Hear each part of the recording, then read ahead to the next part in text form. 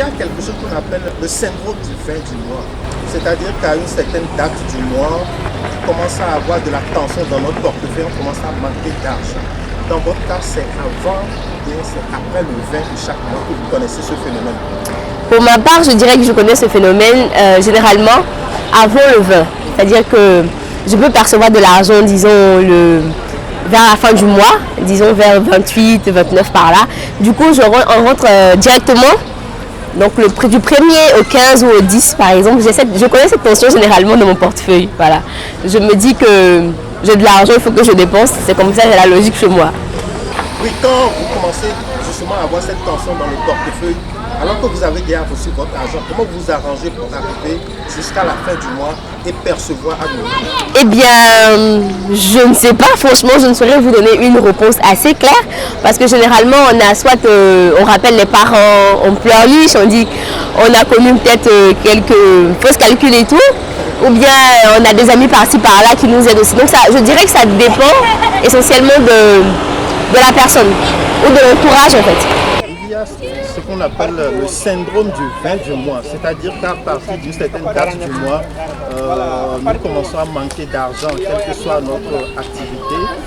Alors, dans votre cas, à partir de quelle date du mois il y a cette tension dans vos poches? Je pense que c'est général, le 20 du mois, c'est un peu critique. On a beaucoup de dépenses du 1er au 20. Et personnellement, je n'ai pas cette difficulté pour ça parce que j'essaie de gérer en sachant que la fin du mois c'est le 30 et que le paiement c'est à partir du 1er ou le 2. Donc j'essaie de gérer pour ne pas avoir ce problème de 20 du mois. Mais je sais que beaucoup de mes camarades font des sollicitations pour un prêt de 10 000, 20 000 avant la fin du mois. Et c'est général. De quelle date ils font des prêts? Souvent à partir du 20, comme vous dites, c'est souvent ça. Cette date-là est vraiment la bonne date. Ouais. Et vous autres, vous faites une bonne planification? C'est ça. Moi, j'ai fait une bonne planification pour ne pas avoir ce problème-là. En tant qu'ingénieur, j'essaie de bien gérer du point de vue financier. Il y a quelque chose qu'on appelle le syndrome du 20. D'accord. C'est-à-dire qu'à une certaine date du mois, nos poches commencent à s'assécher.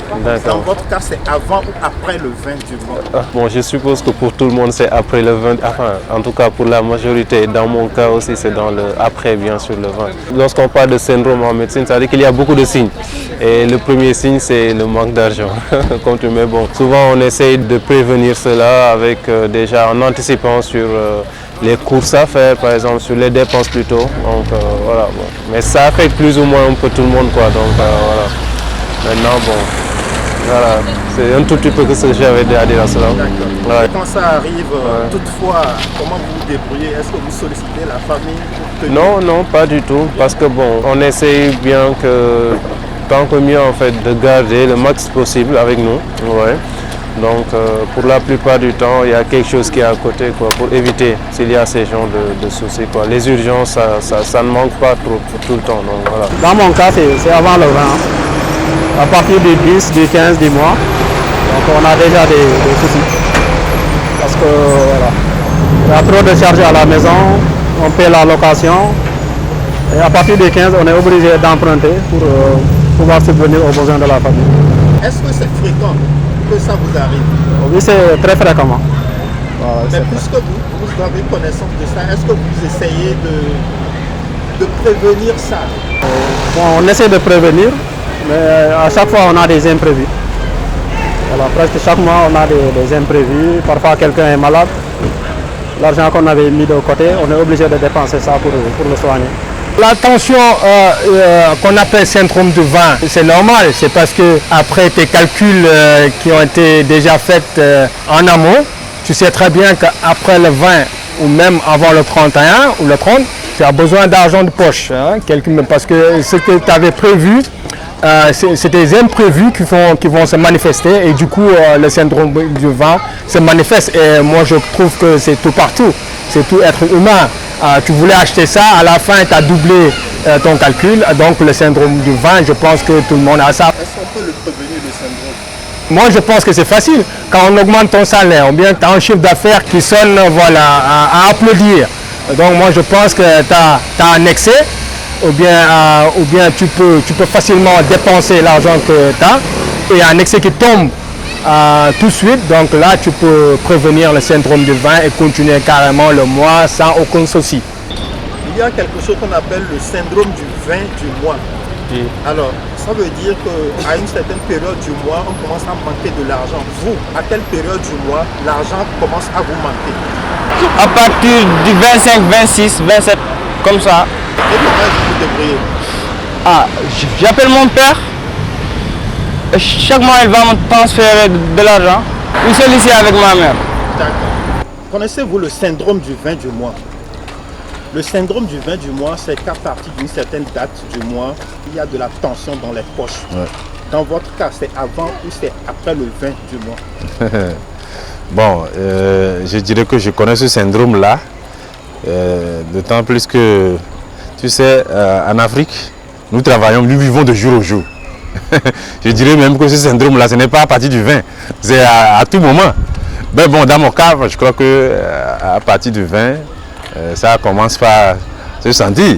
Oui, nous vivons de jour au jour. Bon, on essaie de faire ce qu'on peut, mais bon, à partir de la deuxième dizaine du mois, bon, bon, il y a de la tension, mais on essaie de gérer quand même. Est-ce que, justement, quand cette tension arrive, est-ce que l'humeur change? Est-ce que ça bon, naturellement, l'humeur change, mais bon, c'est pas pour autant créer de la zizanie à la maison, mais on essaie de gérer. Hein, la famille comprend ça et on essaie de gérer pour arriver, ou grignoter jusqu'à arriver à la fin du mois pour que le salaire tombe encore. Ce qu'on appelle le syndrome du 20 du mois. À partir d'une certaine date du mois, une fois qu'on a reçu notre salaire, bon, on essaie de faire attention parce qu'il y a de la tension dans les poches. Dans votre cas, c'est avant ou après le 20 du mois. C'est pratiquement la même chose. Je vous dis que si vous êtes quelqu'un au Sénégal, même si vous faites partie de la classe moyenne, il y a toujours derrière vous des gens qui viendront vous solliciter. Donc, à partir du 15, vous subissez ces mêmes demandes encore. Donc, on est toujours affecté.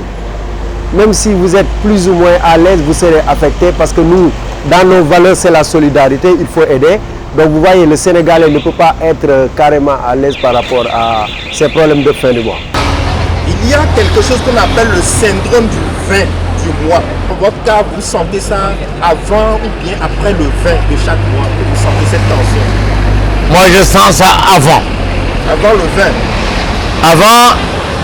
Avant la fin du mois, je tremblote à l'idée, la simple idée de ce qui m'attend à la fin du mois. Et toi, tu le sais aussi bien que moi, pour quelqu'un qui est salarié ou bien qui ne l'est pas, qui essaie de gagner sa vie à la sueur de son front, par-ci par-là, sans salaire, n'est-ce pas, les dépenses, n'est-ce pas, et le coût de la vie qui s'abat sur lui, il va s'écrouler justement sous le poids de la pesanteur des demandes sociales, de la pesanteur du devoir, n'est-ce pas, de l'occasion ou du devoir de popote, n'est-ce pas, de la pesanteur de la scolarité de ses enfants, de la pesanteur de la location de là où il vit, quelque part, l'idée qu'à y penser. Mais après la fin du mois, dès que tous ces problèmes sont réglés, on a tendance à pousser un ouf de soulagement. Pourquoi? Puisque encore là, on se prépare pour une autre fin du mois. Et puis les gens disent, les fins du mois se rapprochent beaucoup pour un locataire et pour un père de famille qui ne travaille pas. Et effectivement, c'est du calvaire. Il y a un phénomène qu'on peut appeler le syndrome du 20 du mois. C'est-à-dire qu'à une certaine date du mois, qu'on soit salarié ou non, quand on entame le mois, il y a un moment où nous sentons de la tension, de la pression dans notre portefeuille, dans notre poche. Dans votre cas, vous sentez le phénomène avant ou bien après le 20 de chaque mois? Le syndrome du fin du mois, nous, tout le monde le sent. Mais particulièrement, je le sais à partir du 20. Du 20 vers la fin du mois, on sent qu'il y a la tension des portefeuilles. Même pour mettre du carburant pour la voiture, les déplacements sont vraiment difficiles. C'est vers la fin du mois, quoi, entre le 20 et 25 jusqu'à la fin du mois. Est-ce que ça arrive que vous vous trouvez un peu obligé de garer la voiture et d'aller avec d'autres moyens? Ça ne m'a jamais arrivé de garer la voiture. Parce qu'au moins, il y aura quelque chose, il y aura même quelque chose pour mettre dans la voiture, mais ça sera difficile quand même. Pour joindre les deux bouts vers la fin du mois, vraiment c'est difficile. Est-ce qu'on peut prévoir que ça n'arrive pas? est-ce qu'on peut prendre cette disposition? On peut faire des prévisions, de garder de l'argent pour qu'à partir du 20, je le sors. Mais il y a les dépenses imprévues qui viennent prendre cet argent que tu as gardé. Donc c'est difficile de faire des prévisions. C'est tellement difficile.